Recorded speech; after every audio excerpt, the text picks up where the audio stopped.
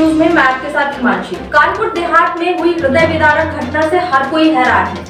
एक तरफ मां बेटे की जिंदा जलकर मौत हो गई, वहीं दूसरी तरफ परिजनों का आशियाना छिन गया।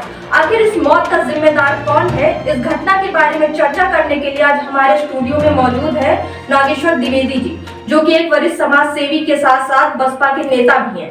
सर, आपका बहुत बहुत स्वागत है हमारे स्टूडियो में। धन्यवाद। सर, हमारा आपसे पहला सवाल है कि जो कानपुर में मां बेटी की जिंदा जलकर मौत हुई, इस घटना का जिम्मेदार कौन है? देखिए, जो भी घटना हुई है मेरी समझ में पूरी तरह से इसकी जिम्मेदारी शासन प्रशासन को लेनी चाहिए और शासन प्रशासन है भी, क्योंकि जैसे कि घटना जो दिख रही है कि वहाँ पे प्रशासन का बुलडोजर गया और बुलडोजर उनकी झुग्गी झोपड़ी पे चला। उनकी बेटी और माँ जो भी थे दोनों अंदर गए और जैसा कि सुनने में आया है कि उन्होंने आग लगा दी और बुलडोजर चलता रहा। तो अगर उन्होंने आग लगाई थी तो शासन प्रशासन की पूरी जिम्मेदारी थी कि उस आग को बुझा करके पहले उन लोगों को बाहर निकालने का काम करता, उसके बाद बुलडोजर चलाता। तो पूरी की पूरी जिम्मेदारी प्रशासन की है। जो भी मौत हुई है उनकी, उसकी जिम्मेदार सरकार है और प्रशासन है।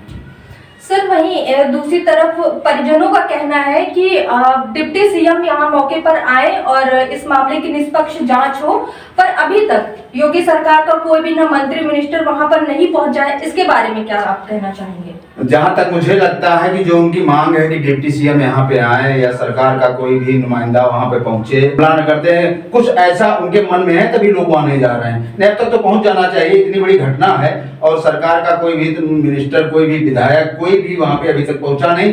केवल टेलीफोन से और बयानबाजी ऐसे बाहर से कर रहे हैं।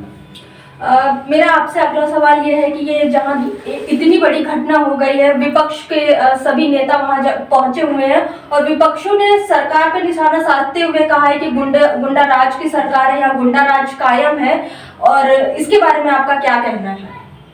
देखो, ऐसा है, विपक्ष पहुंच रहा है, अपनी अपनी बातें विपक्ष बोल रहा है, लेकिन मैं केवल एक चीज कहना चाहूंगा या सरकार से पूछना चाहूंगा कि जो उस व्यक्ति पे जो एक बहुत ही गरीब ब्राह्मण परिवार से आता है और एक झुग्गी झोपड़ी में रह रहा है, अगर वो नाजायज तरीके से भी रह रहा है, अवैध तरीके से रह रहा है, तो इस उत्तर प्रदेश में और राजधानी के अंदर भी बहुत सारे लोग अवैध बिल्डिंगें बना करके रह रहे हैं, उनकी बिल्डिंगें नहीं ढाई जा रहे हैं और उस एक गरीब परिवार को, जैसे कि बताया जाता शासन प्रशासन के द्वारा वो दबंग हैं, तो उनके ऊपर कौन सा ऐसे हत्या, बलात्कार, लूट, 307 की घटनाएं हैं, उसके ऊपर आरोपित है, जिससे उसको बोला जा रहा दबंग है। उसका चेहरा देख करके नहीं लगता है, उसका रहन सहन देख करके नहीं लगता है कि वो बहुत बड़ा अपराधी था, जो कि उसके साथ जैसी घटना की गई, उसकी झुग्गी झोपड़ी में बुलडोजर चलाया गया। सर, एक तरफ जहां योगी सरकार का हमेशा से दावा रहा है कि हमारे सरकार में गुंडा राज बिल्कुल खत्म हो गया है, माँ बेटियां सुरक्षित हैं, तानाशाही नहीं है, तो आपको क्या लगता है कि इस सरकार में तानाशाही कम हुई है या नहीं? मुझे तो नहीं लगता, बिल्कुल भी नहीं लगता है। आए दिन कहीं न कहीं घटनाएं हुआ करती हैं, चोरी, डकैती, बलात्कार, मतलब कोई ऐसी घटना हमको बता दीजिए। आप ही रिपोर्टर हैं, आप देख रहे हैं, राजधानी में रह रहे हैं, आए दिन इस सरकार में जो इनके अपने हैं वो गुंडाई कर रहे हैं, जो इनके अपने हैं, और जो अपने नहीं हैं उनके ऊपर कार्रवाई, और जो इनके हैं उनके ऊपर कोई कार्रवाई नहीं, कुछ भी करें। सर, मेरा आपसे अगला सवाल यह है कि एक समय था जब बुलडोजर खूब चर्चा में थी, खूब सुर्खियां बटोर रही थी, आज वही बुलडोजर किसी की मौत का कारण बन गई है। इसके बारे में आपका क्या कहना है, क्या कहना चाहिए? मैं इतना कहना चाहूंगा कि आज तक जहां जहां भी बुलडोजर चला है, मुझे लगता है कि एक वर्ग समुदाय को टारगेट करके बुलडोजर चलाया गया, या कह लीजिए कि अपनी पर्सनल दुश्मनी निकालने के लिए चलाया गया। आज लखनऊ में भी ऐसे मकान और ऐसी बिल्डिंगें बनी हुई हैं कि जिन पे लोग जाते हैं, प्रशासन शासन के लोग पहुंचे और ये अवैध है, इसको सील करना है, और फिर उसके बाद वो सरकार का गुणगान करने लगते हैं, तो वहां से बुलडोजर हट जाता है। तो ये एक टारगेट करके इनका काम हो रहा है, और बुलडोजर के नाम पे, बुलडोजर बाबा के नाम पे ये सरकार आई और चल रही है, आज भी चल रही है, लेकिन वास्तव में जहां बुलडोजर चलना चाहिए वहां बुलडोजर ये नहीं चलाते हैं। जो भी विपक्ष के लोग हैं वहां भी इनका बुलडोजर चलता है, अपने लोगों को कोई बुलडोजर नहीं चलता, चाहे जितनी बड़ी जमीन हथिया ले, चाहे जितनी बड़ी बिल्डिंग खड़ी कर ले, उस पर इनको कोई काम नहीं करना है। सर मेरा आपसे अगला सवाल है कि एक तरफ जहां माँ बेटी अपनी जान बचाने की गुहार लगाती रहे, वहीं सोशल मीडिया पर वहां की डीएम का एक वीडियो खूब वायरल हो रहा है, वो डांस करती नजर आ रही हैं। उसको लेकर लोग बहुत तरह तरह की टिप्पणियां करना चाह रहे हैं, तो इसके बारे में आपका क्या कहना है? यही सरकार भाजपा सरकार में हो रहा है। मैंने बोला ना कि इनके चहेते कोई अधिकारी हो चाहे कोई नेता हो, वो कुछ भी करे, डांस करे, कुछ भी करे, कोई फर्क नहीं पड़ने वाला है। और जो इनके चहेते नहीं है उनको हटा दिया जाता है, या जो इनके चहेते नहीं, विपक्ष के लोग कुछ भी बोलेंगे उनका मकान ढहा दिया जाएगा, उनके खिलाफ जो है मुकदमा दर्ज कर दिया जाएगा, उनको जेल भेज दिया जाएगा, और जेल भेजने के बाद उनकी जमानत नहीं होने देंगे।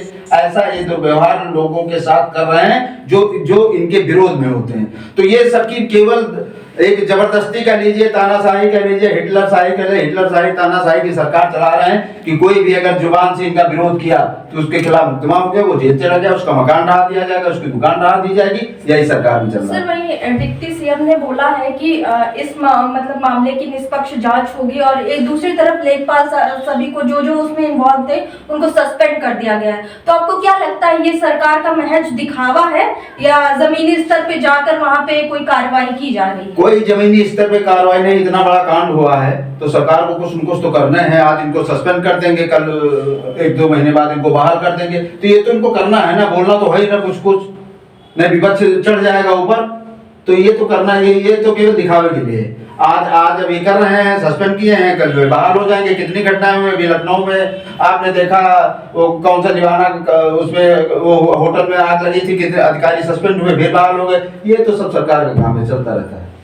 इस घटना से ब्राह्मणों में बहुत आक्रोश है, लोग तरह तरह की बातें कर रहे हैं। जहां एक तरफ ब्राह्मण हमेशा भाजपा के सपोर्ट में रहा है, वहीं दूसरी तरफ अब ब्राह्मणों को ऐसा लगने लगा है कि बीजेपी सरकार में ब्राह्मण सुरक्षित नहीं है। इसके बारे में आपका क्या कहना है? ये बिल्कुल कटु सत्य है कि इस सरकार में ब्राह्मणों का न तो कोई मान सम्मान है, न तो ब्राह्मणों की कहीं कुछ सुनी जाती है।